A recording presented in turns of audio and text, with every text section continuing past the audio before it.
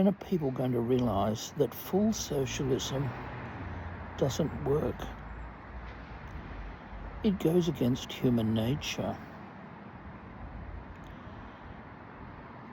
People just haven't thought things through. There was an experiment where students at university were asked would they all like to get the same mark for an assignment because that was socialism. And they said yes. So in the first assignment, you had very good students, you had above average students, you had average students and fail students. And what happened was the mark was B,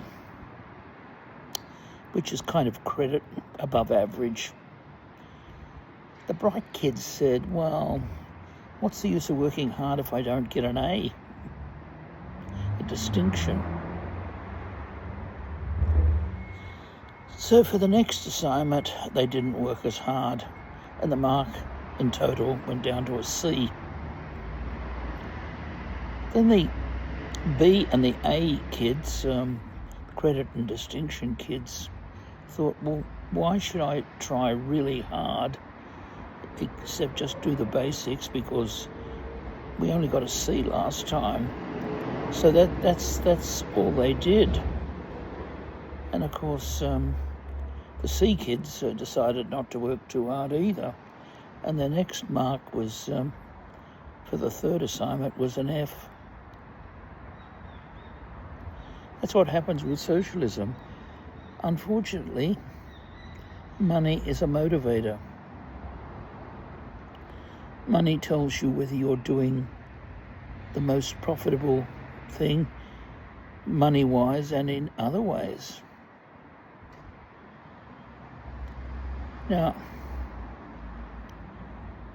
when people are prompted to think and given a bit of information,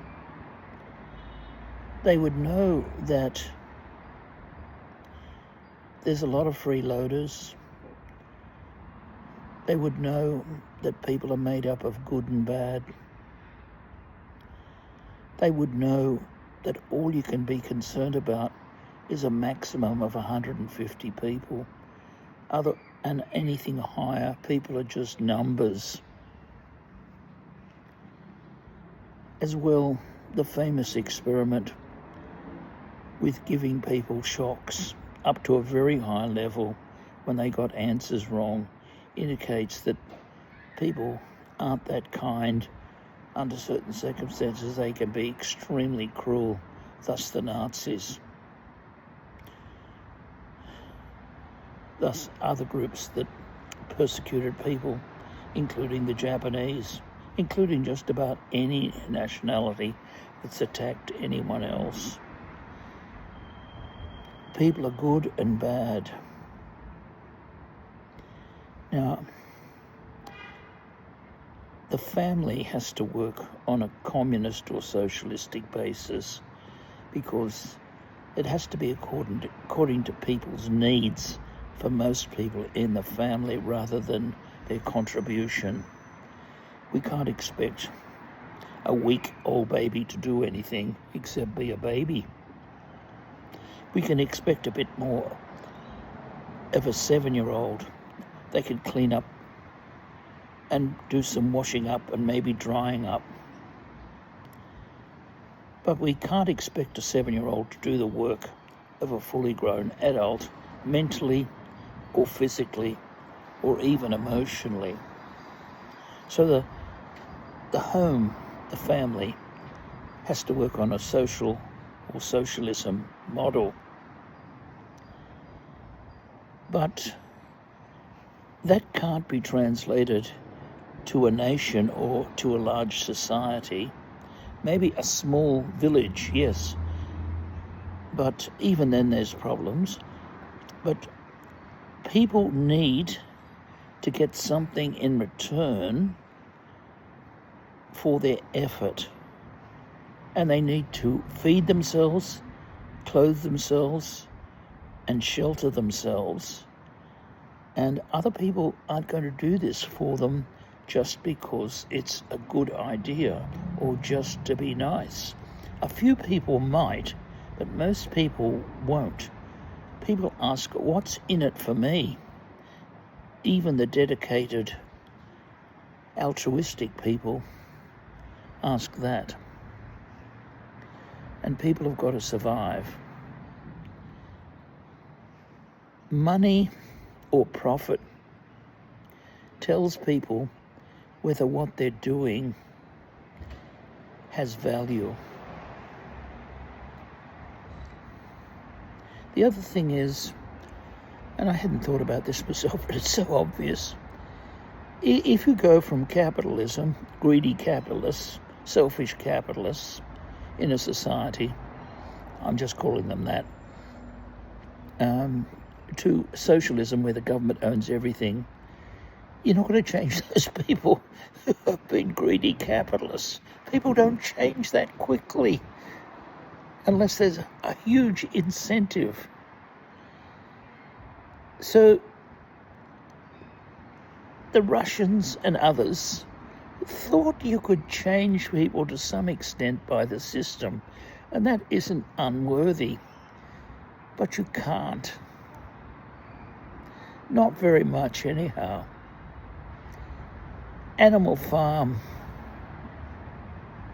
showed what happens when socialism is practiced.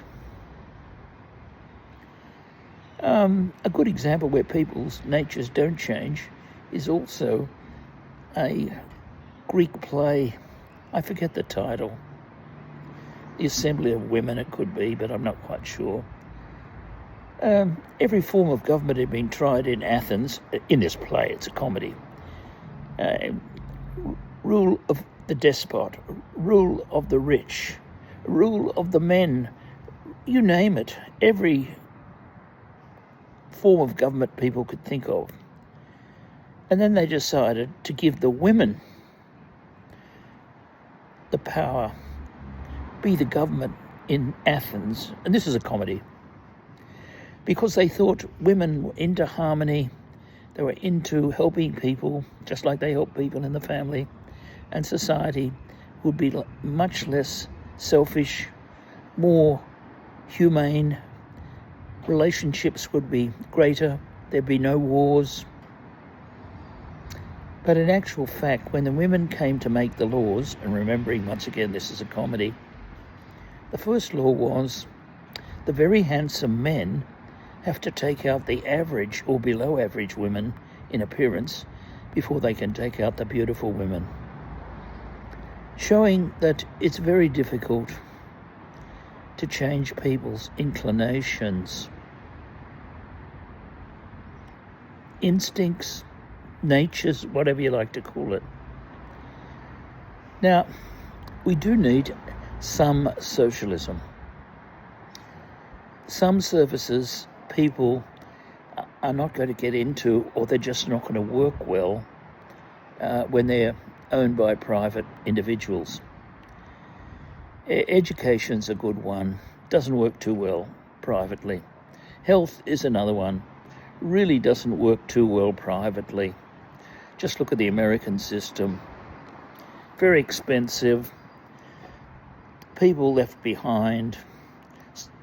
The top people get very good treatment, but the poor not so good treatment, and the government has to institute a program to help the elderly and the poor anyhow. So the system has to be propped up with a form of socialism. Medicare, Medicaid, I just forget all the titles. It doesn't matter, I'm talking about principles.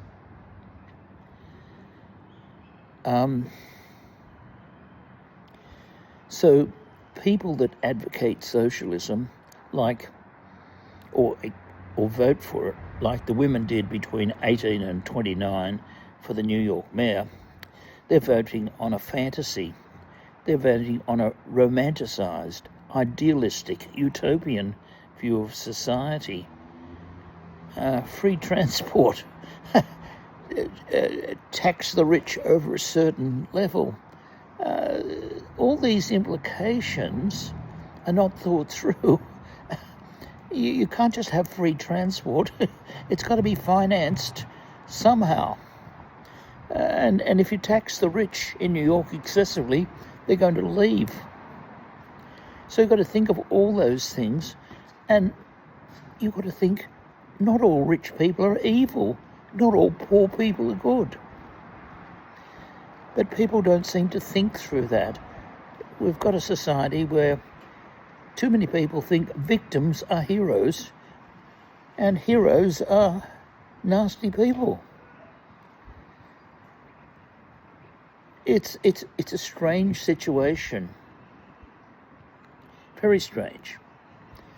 So yes, some socialism, a mixed economy, maybe 20% of things have to be run by the government because private enterprise, which is governed by profit, can't provide a good service, and taxes have got to guarantee good service in education, welfare, education, and other areas.